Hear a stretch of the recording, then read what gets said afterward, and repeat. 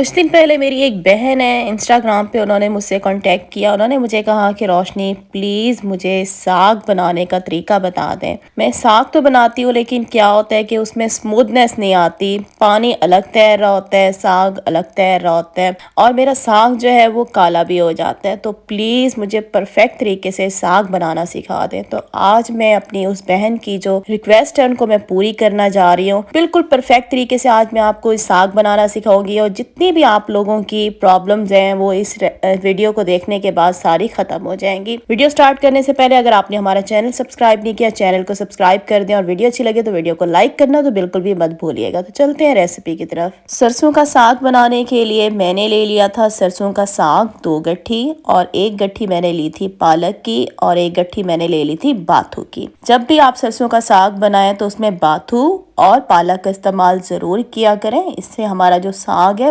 बहुत मज़ेदार बनता है। तो यहाँ पे इन तीनों चीज़ों को लेके आपने क्या करना है, अच्छे तरीके से इसको काट लेना है बारीक बारीक और इसके बाद आपने बहुत अच्छे तरीके से पानी से इसको धो लेना है। धोने के बाद मैंने इन तीनों चीज़ों को मिक्स कर दिया था। तो यहाँ पे मैंने ऑलरेडी सरसों का साग, बाथू और पालक तीनों चीज़ों को मैंने बना के कट करके धो के इनको मैंने मिक्स करके रख दिया है। तो अब चले जी इसको पकाने का प्रोसीजर स्टार्ट करते हैं।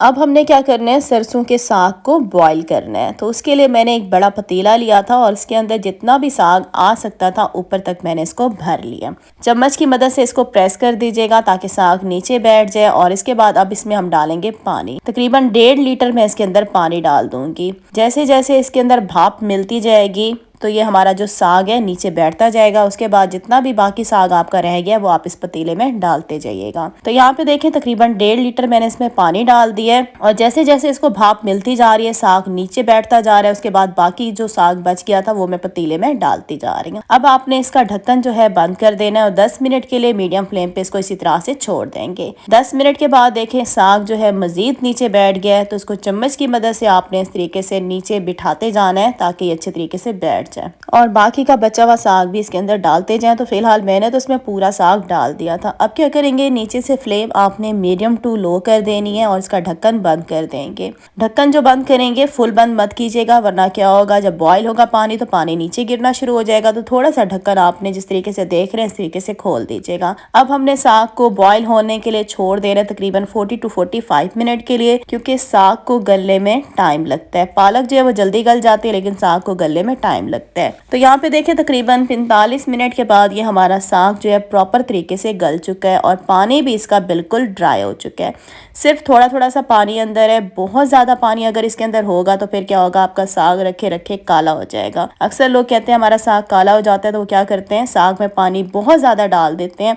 जब साग बॉयल हो जाता है तो बहुत ज़्यादा पानी इसमें रह जाता है जिससे आपका साग जो है काला हो जाता है। तो पानी जो है वो आप ठीक तरीके से डालिएगा। जब साग बॉयल हो जाए तो इसमें पानी बिल्कुल भी नहीं होना चाहिए, हल्का हल्का पानी हो, कोई मसला नहीं है। अब हम क्या करेंगे, साग को पीसेंगे। तो मेरे पास ग्राइंडर है, मैं ग्राइंडर में इसको पीस रही हूँ। अगर आप चाहें तो आप इसको मंधना भी मार सकते हैं, लेकिन मैं इसे ग्राइंडर से बहुत हल्का हल्का पीसूंगी। साग का मैं पेस्ट बिल्कुल भी नहीं बनाऊंगी, थोड़ा थोड़ा साबित साग होना चाहिए। इसका पेस्ट आपने बिल्कुल भी नहीं बनाना, फिर साग खाने का मज़ा बिल्कुल भी नहीं आता। तो बिल्कुल हल्के तरीके से मैं इसको ग्राइंड कर रही हूँ। तो अगर आप चाहें तो इसको ग्राइंड भी कर सकते हैं वरना फिर आप इसको मंधना मार लीजिएगा। मंधना मारने में थोड़ा बहुत टाइम लग जाता है। तो यहाँ पे देखें हमने इसको ग्राइंड कर लिया। आप देख सकते हैं मैंने साग का पेस्ट बिल्कुल भी नहीं बनाया, हल्का हल्का बिल्कुल ये आपको साबित नजर आ रहा होगा। तो बस इसको अब हम क्या करेंगे, 3 से 4 मिनट जो है इसको मैं भून लेती हूँ। यहाँ पे हमने साग को 3 से 4 मिनट भून लिया। अब इसमें हम कुछ मसाले डालेंगे। कुटी हुई लाल मिर्च मैंने ले ली है 2 टेबल स्पून, हल्दी मैंने ले लिया 1 टेबल स्पून, 2 टेबल स्पून मैंने कुटा हुआ सूखा धनिया ले लिया है और 2 टेबल स्पून मैंने ले लिया नमक। तो अब क्या करेंगे, ये जो चारों मसाले हैं ये हम डाल देंगे साग में। तो यहाँ पे मैं साग के अंदर जो हमारे चारों मसाले थे वो मैंने डाल दिए हैं। फ्लेम मैंने नीचे हाई रखी हुई है। अब क्या करेंगे, सारे मसालों को अच्छे तरीके से मिक्स करेंगे। मिक्स करने के बाद साग को हमने 4 से 5 मिनट जो है अच्छे तरीके से भून लेना है।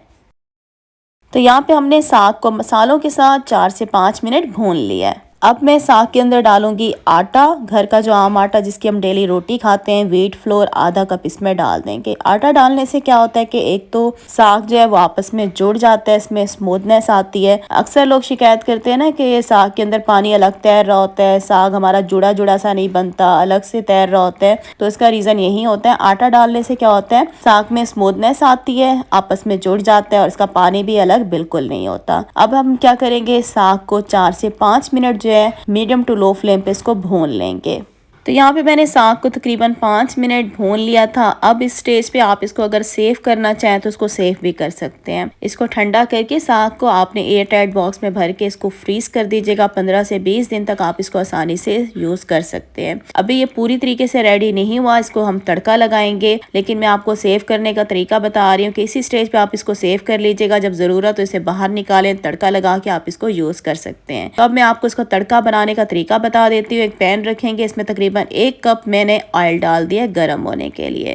तड़का लगाने के लिए मैंने कुछ चीज़ें ले ली हैं। चॉप किया हुआ आपको लहसुन चाहिएगा, लहसुन आपने चॉप करके लेना है। 2 टेबलस्पून भर के मैंने चॉप किया हुआ लहसुन ले लिया। 1 टेबलस्पून मैंने ले लिया है सफ़ेद ज़ीरा। साबित वाली लाल कश्मीरी मिर्चें ले लें जो सूखी वाली होती हैं, 4 से 5 ले ली हैं। और साबित लाल वाली गोल मिर्च ले लें, ये भी कश्मीरी मिर्च कहलाती हैं, ये भी मैंने 4 से 5 ले ली हैं। ये वाली जो कश्मीरी लाल मिर्चें होती हैं ये तीखी नहीं होती, सिर्फ ये क्या है कि इससे खूबसूरती नज़र आएगी साग में। तो यहाँ पे जैसे ऑयल गर्म हो जाएगा तो इसमें हम सारी चीज़ें इसमें डाल देंगे। अब क्या करेंगे, इसको अच्छे तरीके से मिक्स करेंगे। और यहाँ पे अब क्या करेंगे, जब तक हमारा लहसुन लाइट गोल्डन नहीं होता इसको हम इसी तरीके से भूनेंगे। उससे पहले यहाँ पे मैंने 3 हरी मिर्चें साबित ले ली हैं और 3 मैंने हरी मिर्चें बारीक कट करके इसमें डाल दी हैं।